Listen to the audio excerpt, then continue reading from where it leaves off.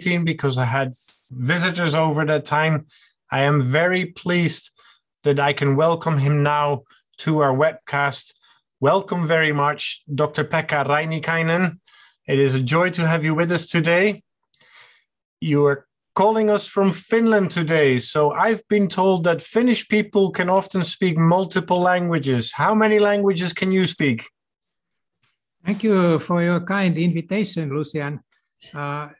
That is indeed so that Finnish people must speak many languages. I speak 5 because nobody speaks Finnish, and Finnish is a very, very difficult language to learn, almost impossible. It has been said that it's one of the ancient languages with no articles and prepositions. It's a mess. You can only learn it if you have learned the grammar in mother's womb. I was just going to point that out. So parents, talk to your babies in the womb and they will speak the language fluently. Yes, very early on. Thank you. And I understand that you are involved with the Creation magazine in Finnish. Is that correct? That is correct. We are 5 medical doctors, several engineers, teachers, and other specialists. We produce the Creation magazine in Finnish and translate many of your books in Finnish. We make radio programs, YouTube programs. I work on a Christian TV channel and produce 2 programs weekly where I take up the creation message, Facebook, Twitter, everything. And the authorities in Finland were quite shocked some years ago when they conducted an interview which showed that 30% of the Finns do not believe in evolution. That was a shock. So maybe we have done something, and we have over 2,300 subscribers to the Finnish version of Creation magazine. Very good. Well, yes, I think we have another magazine in Hungarian, if I'm not mistaken. So we are very thankful for the work that you do, that many may read and believe that there is a creator. And today we're going to continue now with your talk on this webcast. So I'm going to hand it over to you, and the floor is yours. Thank you, Lucian. Dear friends, I will talk about man's life in water and on land. Next slide, please. Today, the theory of evolution from water to man is literally dead in the water.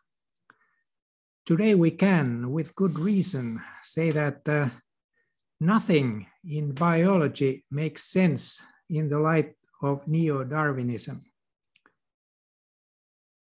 Charles Darwin was a good observer of nature, but his book, Origin of Species, is nothing but pure speculation. He speculates in his book over 600 times. As a child, Darwin was very good at telling stories. The family used to gather around him and listen to his fables. I think it can be said that Darwin launched a tradition of storytelling in origin science. In origin science, we can say that he who has the best story has the truth of the day. To Darwin's credit, must be said that he wanted problems to be studied from all aspects and all sides.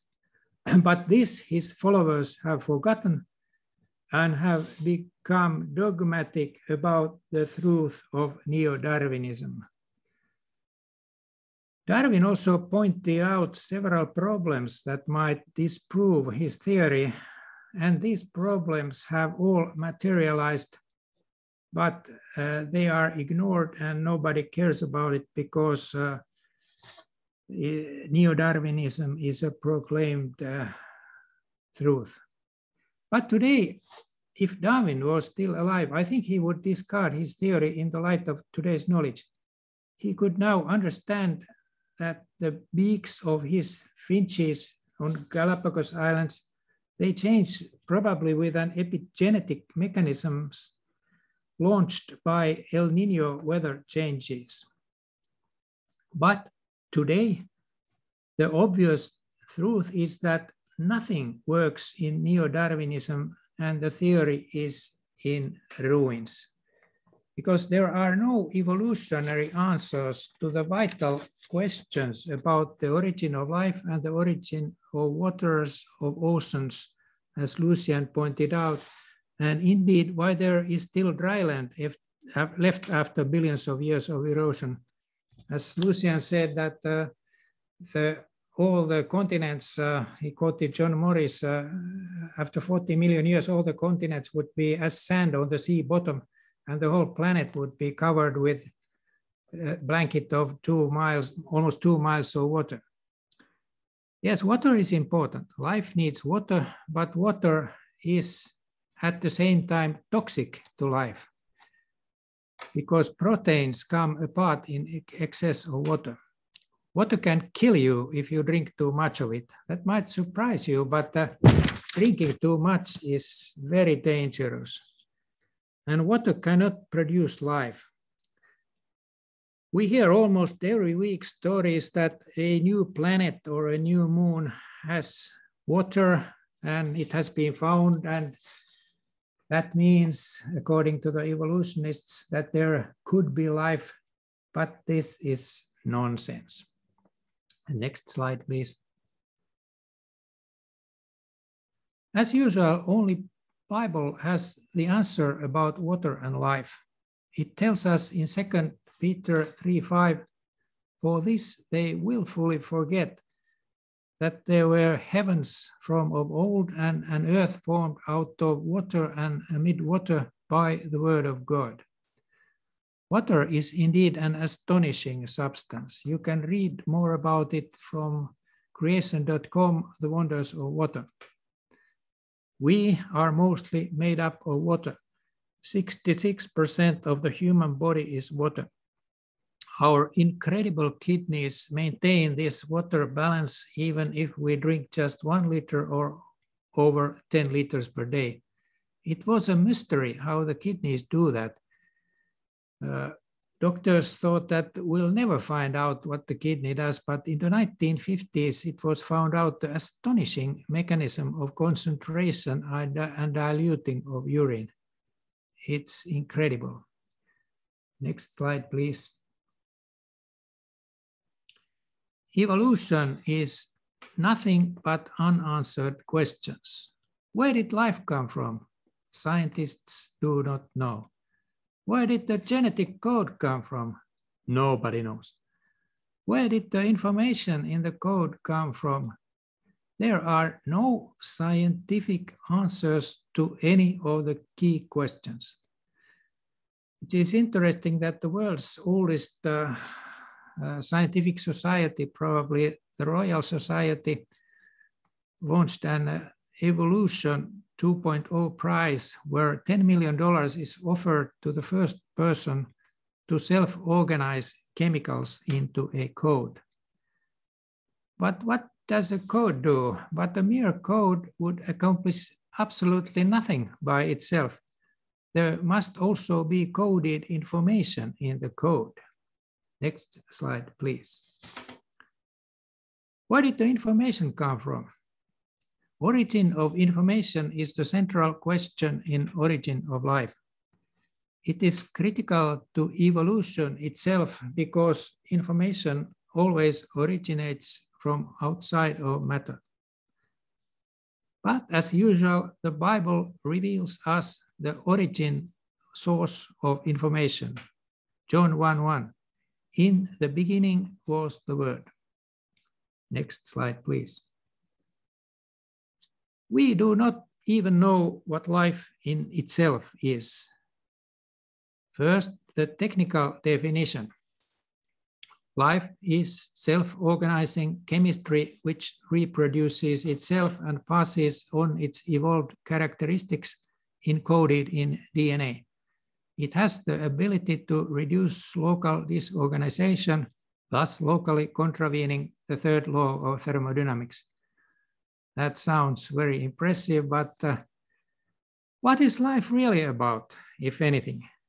The two possibilities are: life is either a meaningless accident arising from the laws of physics operating in a meaningless universe, or it is a step in a planned experiment. Next slide, please.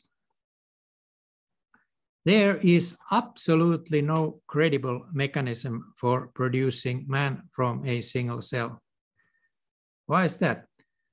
Random mutations and natural selection can hardly accomplish it. On the contrary, random mutations cause problems like cancer, but creation of all new anatomy and physiology is beyond randomness's reach. When you look at this question from the last universal common ancestor, as they call the first hypothetical cell becoming man, always, when you look at it, always consider all the details and think yourself. Never accept simplistic neo-Darwinian stories about the origin, because you have so many hurdles on the way. For instance, the transition from a prokaryote to eukaryote, from a bacterial cell to a human cell, you must have all cell organelles, microtubules, everything. Where did they come from? This is called the theory of endosymbiosis, about bacteria eating other bacteria. It is dead. That is the first major hurdle. And then you have to go from unicellular to multicellular life. It requires, among other things, the evolution of programmed cell death. This is an unsolved mystery. Why would evolution program cell death to create multicellular organisms?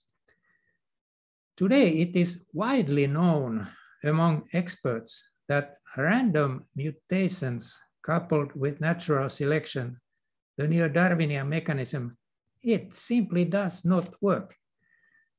But this is not openly admitted and is still taught in schools. Why is that? Because of the fear that creationists would use this fact that neo-Darwinism has crashed. I didn't say that they say it themselves. They admit that they fear that creationists would use this, and that's why they don't put it on the table. Instead, they are looking for a new mechanism to replace neo-Darwinism. It is feverishly searched. They have emergency meetings to find something. What are the candidates? Even giant viruses which would push evolution. Somebody has said that quantum mechanism guides evolution. Well, you might ask, okay, if it's so, where did quantum mechanism come from? Even gravity has been suggested as the motor of evolution. But today we know something that Darwin didn't know. We know that organisms continuously monitor, look at the environment, and this causes epigenetic changes in the following generations without changing the DNA code. Changing the DNA code is dangerous because one code symbol can code for up to 20 products or functions, depending on the reading frame and direction that you read the code, from left to right or from right to left. This is very fantastic because it may be that all this, and looks like this information is programmed by God there to make us survive. I have an example. My grandparents lived in Finland, was great famine. There was not enough to eat. And if my grandmother didn't have enough to eat, they used to eat pine bark in the bread. So my grandmother has an epigenetic change which I inherit, and it makes me live longer, and I can experience hunger. This is very fascinating. It's programmed into the genetic code, this epigenetic mechanism. There are certainly other mechanisms also, but I will not go into that. The next slide, please. We think we know everything, but we don't even know what human consciousness is. I might say that I have been working as a GP for 40 years, and I try to know something. I've been teaching medical students for 20 years. I must at least give the impression that I know more than they do. But once you get older, you get wiser, and you can say that you are well educated only when you start to understand how little you know. Research generates all new questions faster than it finds answers to the age-old questions. And the thing is that we often do not even know what to ask. If we find something, we ask something that we wouldn't even dream of asking before. So you have to be humble in front of this mystery that God has created. Einstein was a very wise man, and he said that don't think that God will reveal to us all his secrets. And I think he was right. Next slide, please. Well, back to the Royal Society's prize. At the Royal Society in Great Britain on the 31st of May 2019, Perry Marshall explained the story behind the $10 million prize. Quote, "The origin of life's code is the most fundamental scientific question that can be precisely defined. The breakthrough may be as valuable as Einstein's E equals mc to the second power or the invention of the transistor." This kind of fundamental problems have not been solved, and I am sure that they cannot be solved because a brain, a huge brain, much greater than ours, has planned this planet and the life on it. Next slide, please. Origin of the genetic code is the universal enigma. But interesting is that an even greater dilemma that the Royal Society doesn't talk about, that is intimately related to it, is the origin of the building blocks of life's proteins. Proteins are made up of 20-some amino acids. I'll give some comments about that later. The standard code is wonderful. It is substantially robust to translational misreadings as well as mutations. The code is selected from an astronomical choice of possibilities. Some have said it's 1.5 multiplied to 10 to the 85th power of possibilities. That's more possibilities than there are atoms in the universe that we see. But the code appears to be quite optimal, as there is an inbuilt redundancy in the code to tolerate mutations and copying errors in this fallen world. Next slide, please. Redundancy means that several combinations of 3 of its DNA's bases can code for the same amino acid. This, coupled with an inbuilt proofreading and mutation correcting mechanism, makes it possible for us to exist for a short while only, but no more than about 6,000 years in this fallen world. In spite of this repair mechanism, which has to be already in the first cell, over 1,100,000 recessive copying errors have so far accumulated in mankind's genome, and we will soon go extinct before of this. Recessive copying error means that it doesn't kill, but it accumulates, and once there are enough recessive copying errors, then the species will die out. Indeed, it is obviously highly improbable, I would say impossible, for sexually reproducing organisms to exist for millions of years. And the reason is the copying errors and mutations in the code. The code tolerates only so and so many. It has inbuilt mechanism to tolerate mutations and copying errors for about 6,000, 10,000 years, no more. This is a scientific fact. Next slide, please. The end of life in this fallen world is approaching at an ever-increasing speed because the repair machinery of copying errors is also falling apart with accelerating speed because of accumulating copying errors in the machinery's code. You see, the repair machinery is also falling apart. The speedy mutational meltdown of life is on the horizon.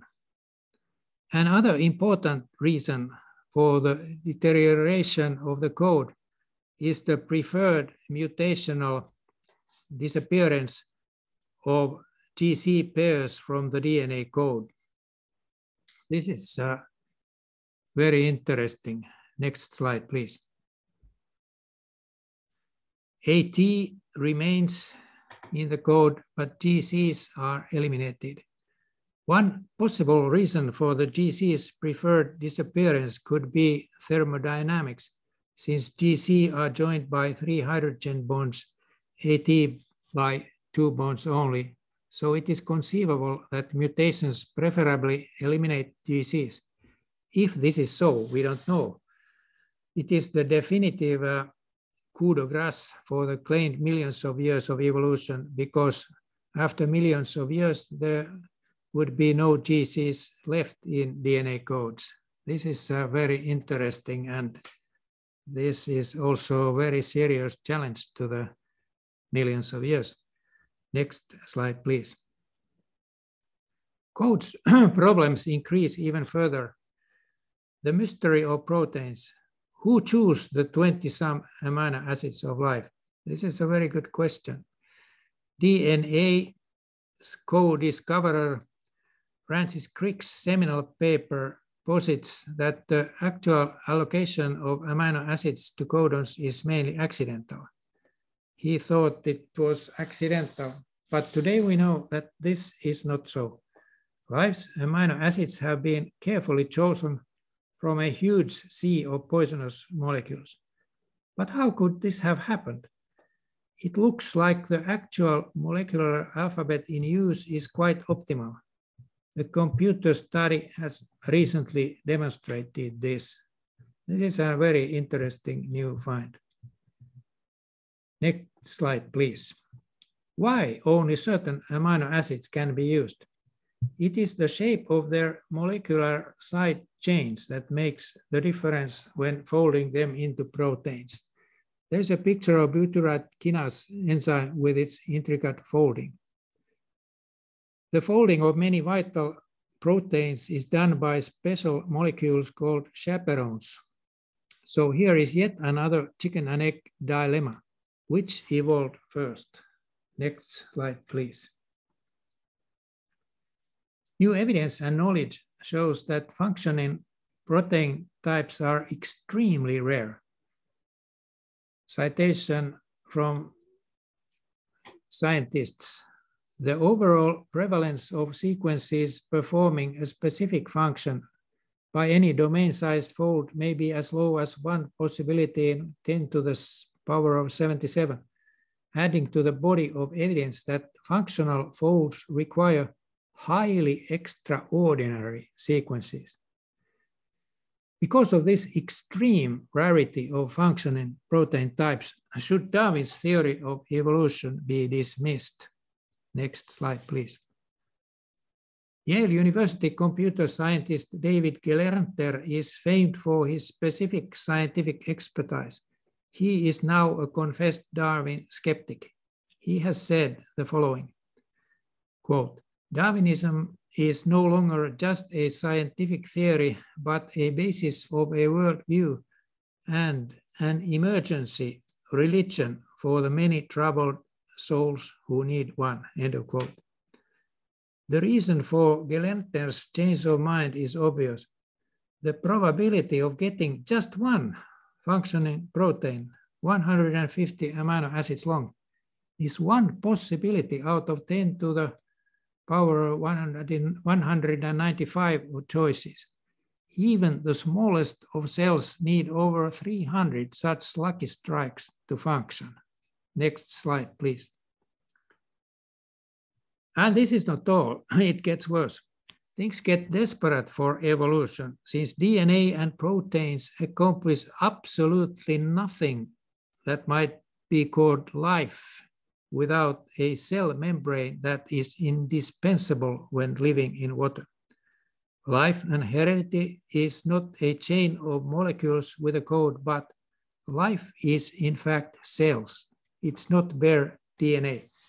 It's just like a PC, personal computer, is more than a lonely USB memory stick. Today we know that life is a RNA computer. DNA is the memory bank, which guides the use of the data. 20,000 genes can produce hundreds of thousands of proteins depending on the reading frame and the reading direction, from left to right or from right to left. And RNA is not just giving messages from the nucleus to the cytoplasm, but also information from the body, from the cytoplasm back to the nucleus. It's a computer that is working there, RNA. Life is an RNA computer. Next slide, please. Only intelligent design can explain the ingenious cell membrane that keeps every living cell both sealed against and selectively open by active transport to its environment. A membrane that must be watertight and leaking at the same time. Marcos Eberlin has written a book about this, and he says that engineers would run away if asked to construct such a membrane. And it's important to understand that there is no cell life without this astonishing feat of engineering that must have been present in the very first cell, because otherwise excess water would have taken apart all nascent chains of molecules like DNA, RNA, and proteins. The cell's emerging proteins are protected from water in the ribosome factory. Otherwise, water would kill the cell. Next slide, please. It is becoming more and more obvious than ever that God has reserved the monopoly to create exclusively to himself. All this search for extraterrestrial intelligence and abiogenesis, it's useless. It's like trying to make gold from lead, because God has reserved the monopoly to create exclusively to himself. It's quite obvious. In other words, evolution from water to the first cell is impossible because water, chemistry, and physics prevent it. Only God can do it. But even if such a miracle had happened, the road to man remains blocked because. Next slide, please. Yet another severe problem for neo-Darwinian evolution theory is to explain the evolution of sexual reproduction. Evolutionists have usually assumed that sexual reproduction evolved because it somehow facilitates survival in the Darwinian sense. Note the word somehow has no content.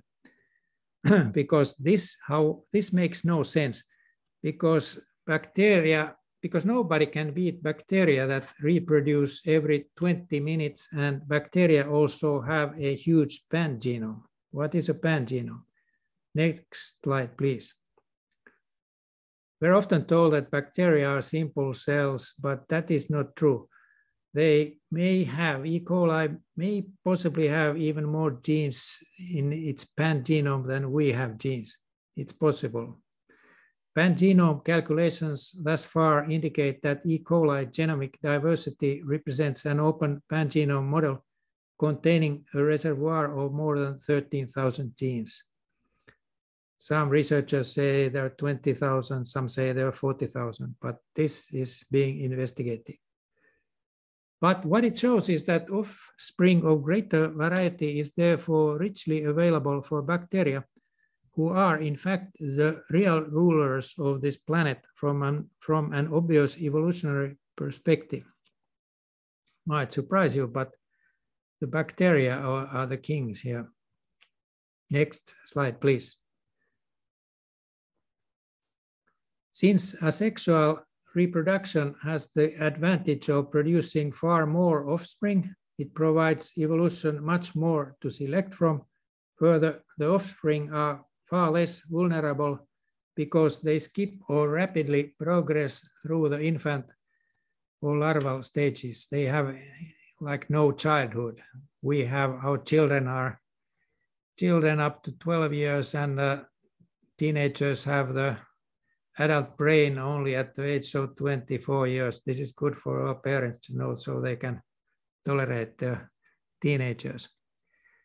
But this is no evolutionary advantage.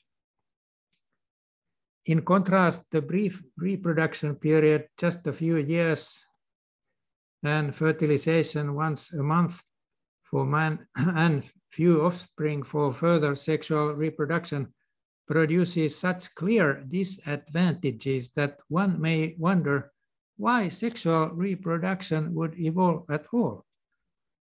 Next slide, please. Harmful mutations are weeded out more effectively in asexual populations. On the contrary, in sexual populations, recessive mutations accumulate. Thus far, there are 1,100,000 in the humankind's genome. And this can cause serious problems when reproducing with close relatives and lead to rapid extinction as they accumulate in the long run. Indeed, it is interesting that the Bible warns in Leviticus 18:6, and note here that before Moses' time, it was not yet a problem, but then it started to be a problem. God said that none of you shall approach to any that is near of kin to him to uncover their nakedness. I am the Lord. This means no marriages between relatives because it is dangerous.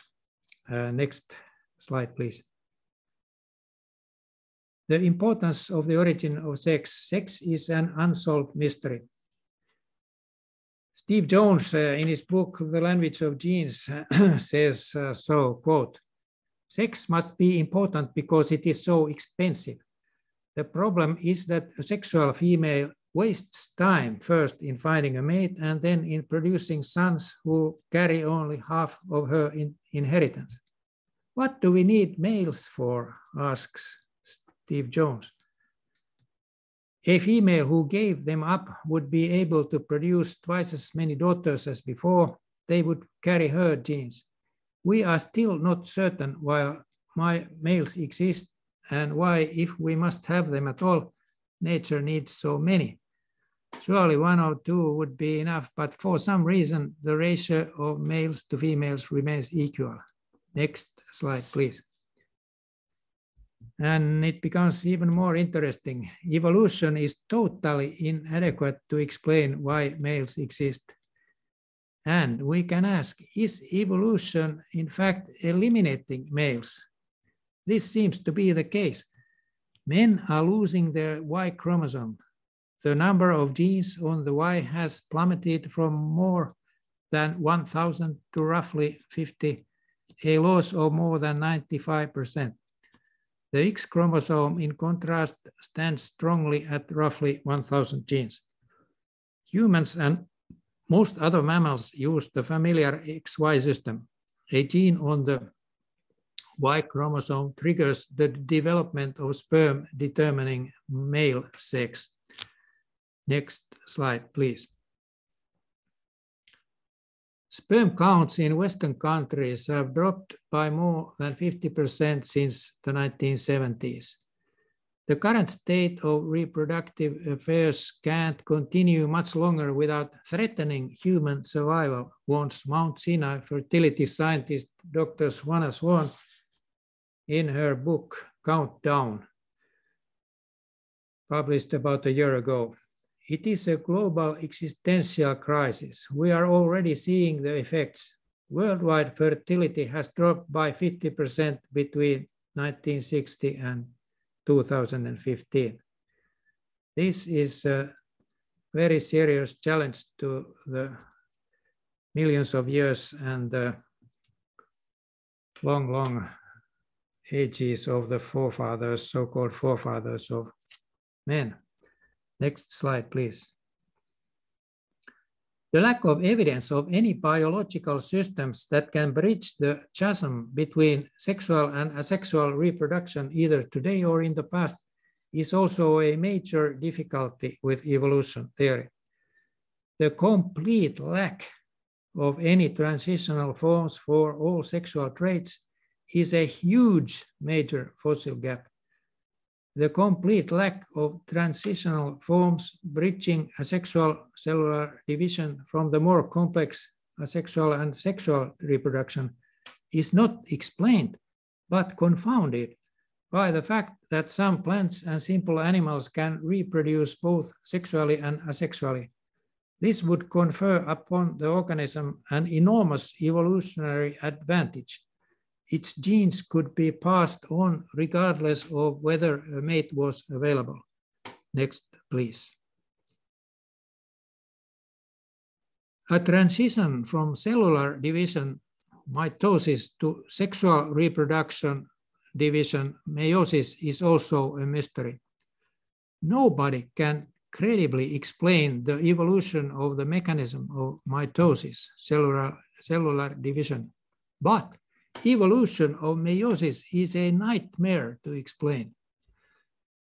Why meiosis? Meiosis and its carefully programmed crossing over, it means mixing of genes, guarantees that all human beings are unique. Never two alike will be born.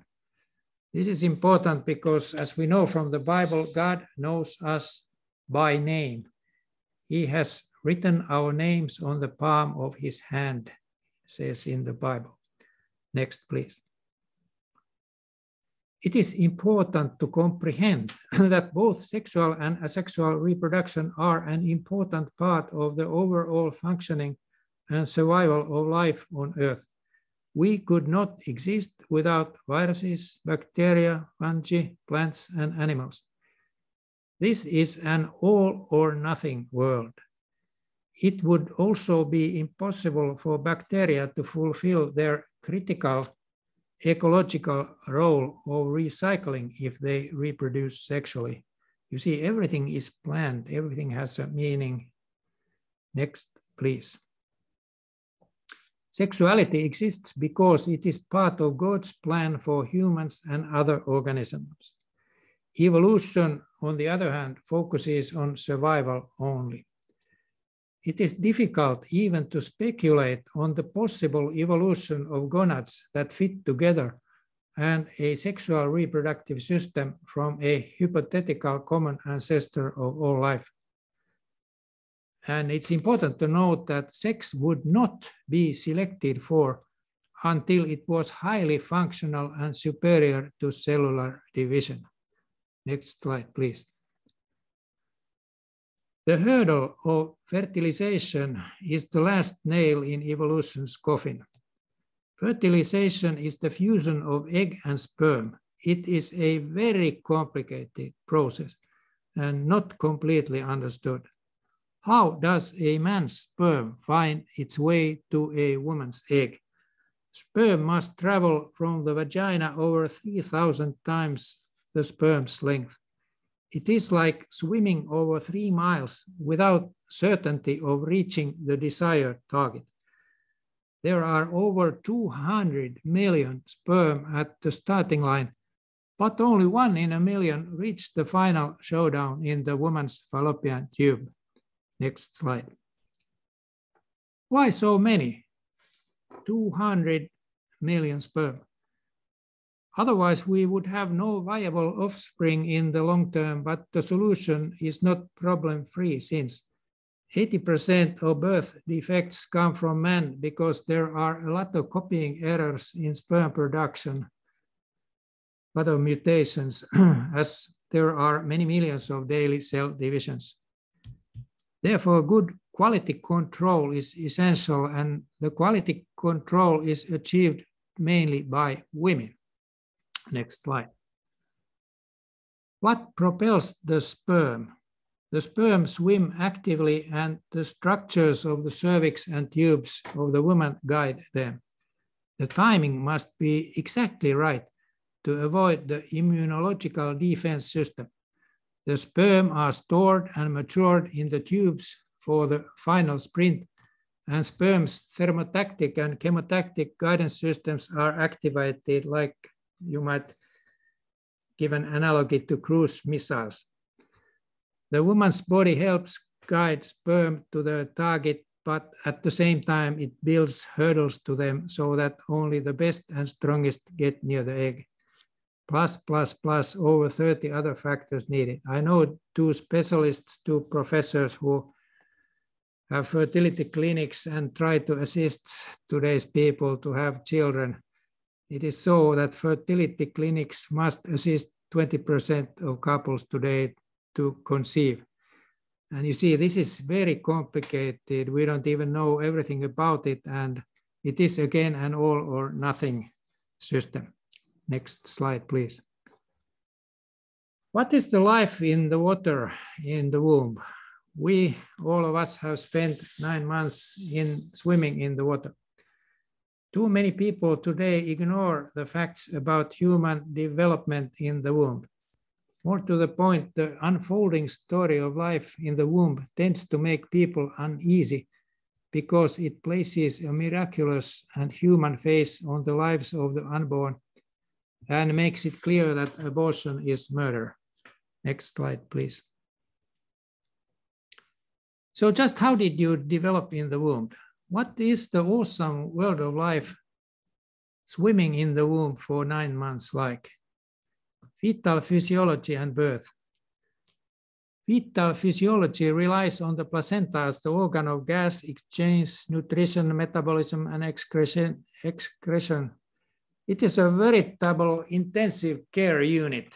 In the fetal-placental circulation, most of the oxygenated blood flows from the placenta back to the baby through the umbilical vein and is shunted away from the high-resistance pulmonary circuit of the baby's lungs via the foramen oval and the ductus arteriosus into the low-resistance systemic circuit of the baby.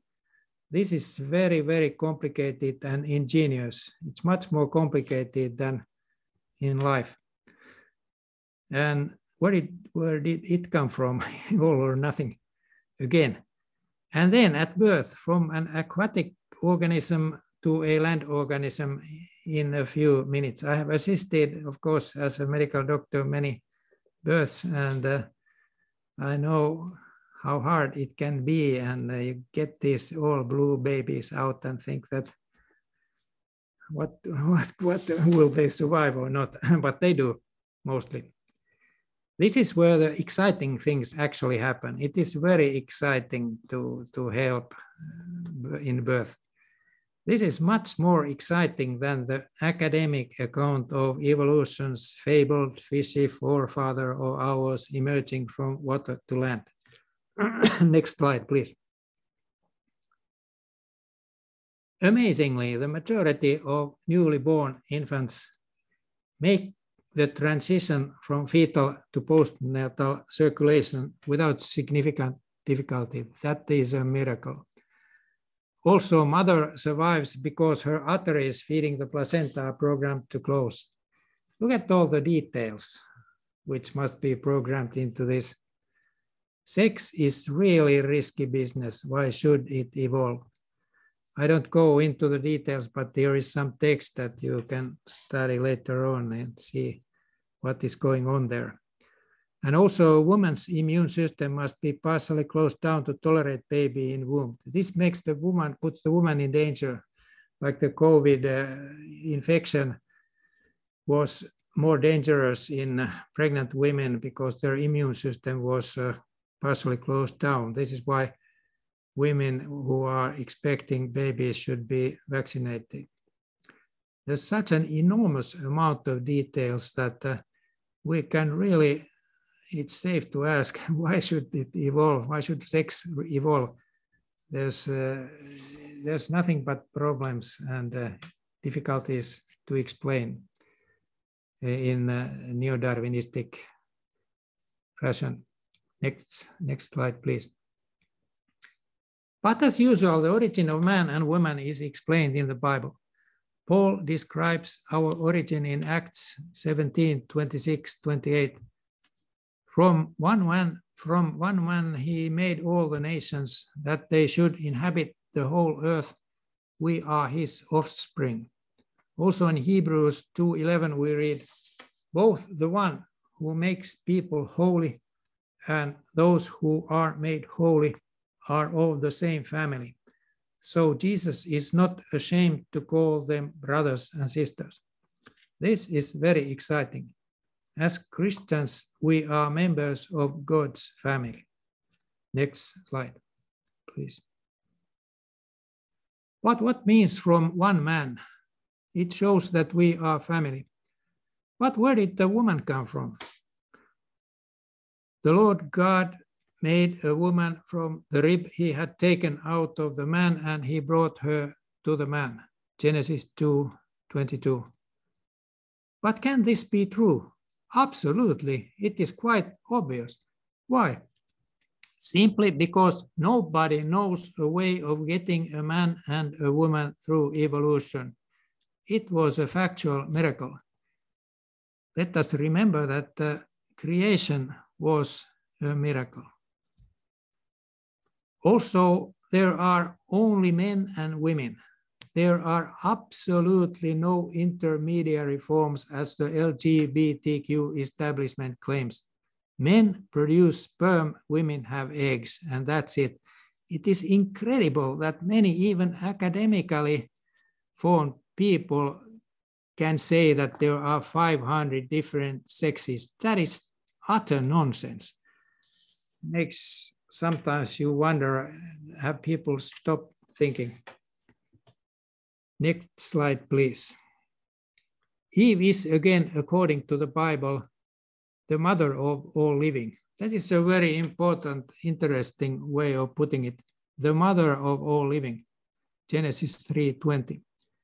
This is also a scientific fact because heredity is cellular. You can see more details in creation.com. Heredity is foundationally cellular, not genetic.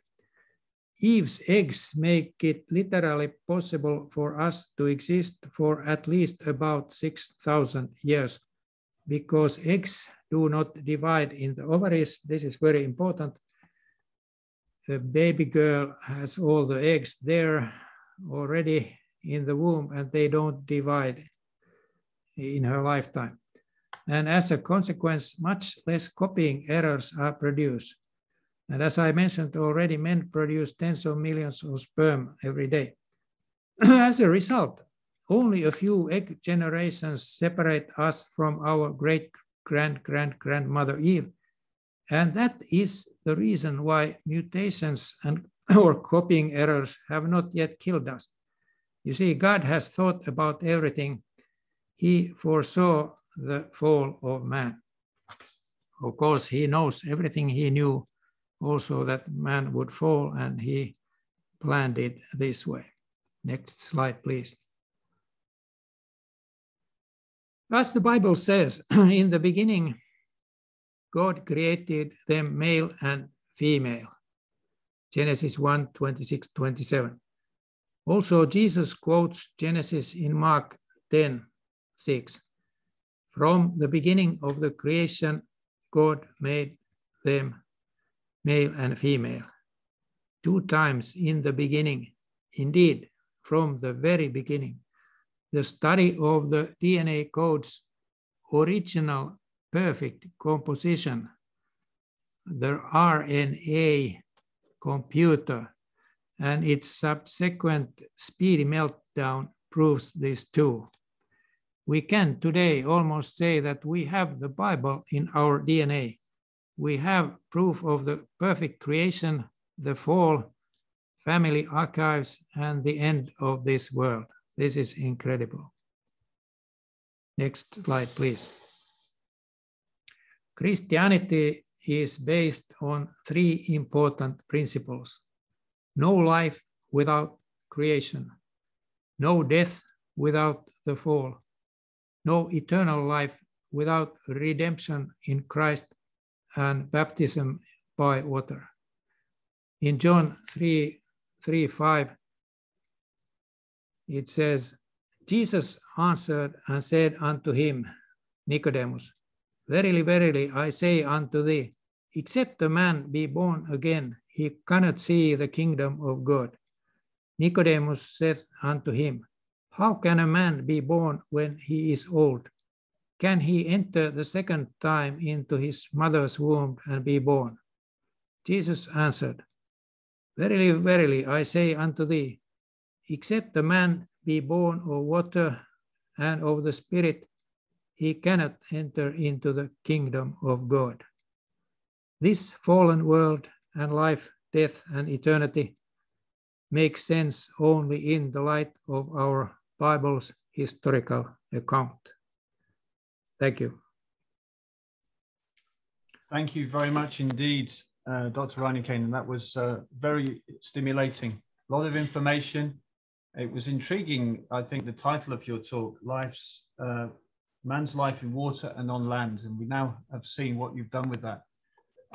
Very, very quickly, just before I close this presentation, I've got one slide I just want to show you. Another medical doctor, actually a surgeon. Some of you will know of this book. Dr. Vij Sudhira was a fellow of the Royal College of Surgeons in Edinburgh.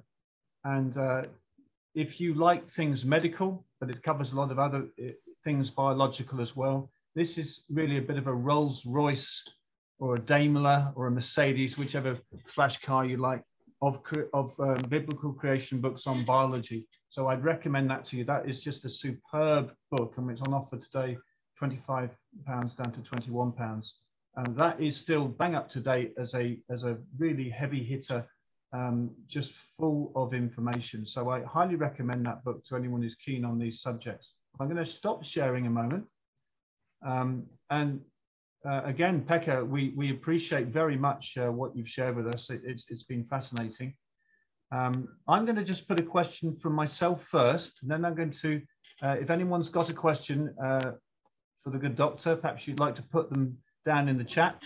My question is, you mentioned the pangenome in Escherichia coli, E. coli bacterium. Do you mean by that the different forms of E. coli? And if you look at the total of the information possibilities in those, that's the pangenome. Tell us what the pangenome is. Yes, it is a way for the E. coli to survive with the very little ballast. I mean, they swim there and they give to their friends information that they need. It's a packet, like a you know the plasmids, and that's another thing. They give the resistance to antibiotics via the plasmids. They exchange them. So can you just explain to folks who won't be biologically minded or not know the details, how, so you're saying bacteria can share genetic information with one another? Yeah, they do share, because it is very good. Because why have we bacteria? Because they recycle and they break down things. They're very important. In our gut, we have bacteria, and bacteria affect our brain. We can be depressed because we have the wrong bacteria in our gut. We can pick up too much weight because we have the wrong bacteria. But the bacteria, like E. coli, they have a pangenome, which is that it's not practical for the E. coli to carry 13,500 genes. So it carries only maybe 6,000 or 7,000. But if it gets into trouble, it asks a friend for help. They can transfer this with different mechanisms. The first was known as the plasmids, which are little bits of DNA information, which is nasty because they make some E. coli multi-resistant. They then can kill us. I mean, people coming from countries where they use carelessly antibiotics, they bring with them bacteria that are extremely dangerous when they come to our hospitals, and we have to put them into separate rooms and try to fight them. So this is, we wrote a book about this with Professor Matti Leisola, who is a Finnish research professor, and originally it was a book by Germans, Reinhard Juncker and Sigrid Scherer, and we discussed this ability of bacteria to rule this planet. I mean, they are the real rulers. And it is important to also know that there is no simple life. All life is very, very complicated because it uses enzymes which make the reactions millions of times faster than otherwise. So it's ingenious from God's side to plan this. There is not a product that is created in this creation which is not recycled. That otherwise, if it were something that we couldn't, the nature couldn't recycle, we would be in trouble. But I don't want to go deeper into this. That gets too technical. But it is interesting to know that new things come up almost daily. And as I said, we don't even know today what to ask. But when we find something extraordinary, then we make totally new questions. And this is how the science goes forward. They're always saying in Finland that we who believe in creations, we are against science. On the contrary, I love science because science gives me the best tools to fight neo-Darwinism. We kill the neo-Darwinism with the help of science, of course. And that is I'm very thankful to CMI for our cooperation because we are using your materials and publishing your wonderful magazine. And I think, as you said, that it's very important to prescribe to the magazine because many people have found the Lord with your magazine. That is good quality. As Carl Wieland, who was also a medical doctor, said that the quality must be high. And this, in fact, is better than the secular magazines, I think. I congratulate you on your products and especially on your, Philip, on your book on Darwin. It was very good because you said what happens if you discard the fall and what happens to Jesus Christ and how Darwin was wondering whether he killed God or not. And it's the book you gave out a couple of years ago. I think you're referring to Evolution and the Christian Faith. That's it. I think that's a very good, important book for me to understand just what Darwin was thinking and how dangerous it is to mix this neo-Darwinism and Christianity. Just really quickly, you mentioned several scientists you've worked with. Dr. Matti Laisola, how do you say his name? Matti Laisola? Matti Leisola. Matti Leisola. He appears in our Darwin, The Voyage That Shook the World documentary, for those who remember that, and also briefly in Evolution's Achilles' Heels documentary. So if you're interested to find out more, you can check that out. I don't think there's been any particular questions. People have said thank you for the great presentation, interesting talk, and have commended it. There's a few comments in the chat that you can usefully use, and you can actually copy and paste the chat, by the way, into a Word document or a word processing document if you want to save any of the chats that that contain information and links to articles you may want to check out later. A quick question from me. Another one that intrigued me. I was interested, you said that the teenager's brain is still not fully developed, and it's not until a person's 24 years old, and you're saying this as a medical doctor, that their brain is fully developed. Now, clearly it's not about intelligence, because young people can pass exams and do very brilliant things. What aspects of the brain are still developing in your late teens and early 20s? Wisdom is lacking. Wisdom, yeah. You can pass exams, but you're not wise. Like yeah. you can. Is there anything biologically or taking place in the brain, or did I misunderstand you? There is. We have been. There's a lot of studying about the genes that steer our brain. Maybe 3,500 of them, and the fact is that people are getting less intelligent all the time because of mutations.